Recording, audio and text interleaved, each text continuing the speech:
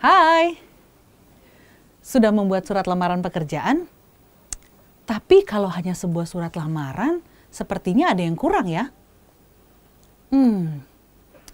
Yuk kita cari tahu lewat video berikut ini.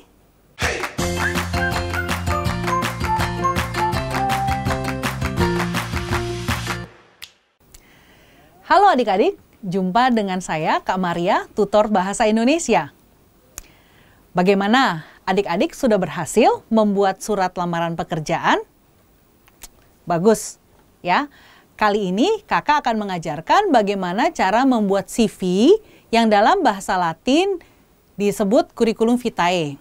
Dalam bahasa Indonesia kita mengenalnya dengan daftar riwayat hidup. Nah, CV itu perlu dicantumkan dan perlu kalian lampirkan pada saat kalian mengirimkan surat lamaran pekerjaan. Hal-hal apa saja sih yang perlu ada di dalam sebuah CV? Mari kita simak penjelasan kakak ya. Bagian yang pertama yang perlu adik-adik cantumkan dalam sebuah CV adalah data pribadi kalian. Yang berisi, pertama, nama lengkap kamu, alamat rumah, nomor telepon, dan alamat email yang tentunya masih aktif ya. Pas foto merupakan bagian opsional yang bisa saja kita cantumkan maupun tidak kita cantumkan. Seandainya adik-adik memilih untuk mencantumkan foto, adik-adik harus mempertimbangkan bahwa foto tersebut adalah foto yang menarik, yang menampilkan wajah kalian yang segar dan tentunya tidak cemberut ya. Bagian berikutnya yang perlu ada dalam sebuah CV adalah daftar riwayat pendidikan.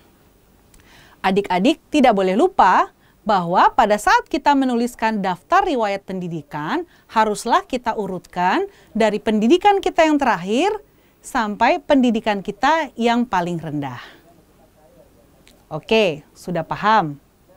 Ya, kalau begitu kita lanjutkan poin berikutnya. Daftar pengalaman pekerjaan kalian sebelumnya. Nah, pada bagian ini kalian akan mencantumkan di mana kalian pernah bekerja sebelumnya, durasi pekerjaan, maksudnya durasi waktunya ya dari tahun berapa sampai tahun berapa, serta posisi, serta bidang apa adik-adik pernah dulu bekerja. Bagian berikutnya yang perlu ada dalam CV adalah seminar apa yang pernah kalian ikuti, yaitu bisa seminar, bisa workshop, training, atau mungkin organisasi yang kalian geluti sebelumnya. Pada bagian terakhir, kalian boleh mencantumkan hal-hal lain yang merupakan kemampuan diri kamu. Misalnya, kemampuan bahasa, kemampuan hobi misalkan yang mendukung untuk kalian menggeluti pekerjaan baru yang akan kalian lamar. Adik-adik sudah paham hal-hal apa saja yang perlu ada di dalam sebuah CV? Kakak ulang ya. Yang pertama data pribadi. Yang kedua, riwayat pendidikan. Yang ketiga, pengalaman pekerjaan. Yang keempat, seminar atau organisasi yang pernah kalian geluti. Dan yang terakhir, kemampuan tambahan yang dapat menjadi nilai tambah bagi kamu pada saat melamar pekerjaan tersebut. Oke, sebagai tips sebelum penutup, kakak akan berikan hal-hal apa saja sih yang tidak perlu kalian cantumkan dalam sebuah CV. Yang mungkinnya nanti akan menjadi nilai minus pada saat kalian mencantumkan hal itu. Ya, di antaranya adalah agama, kebangsaan,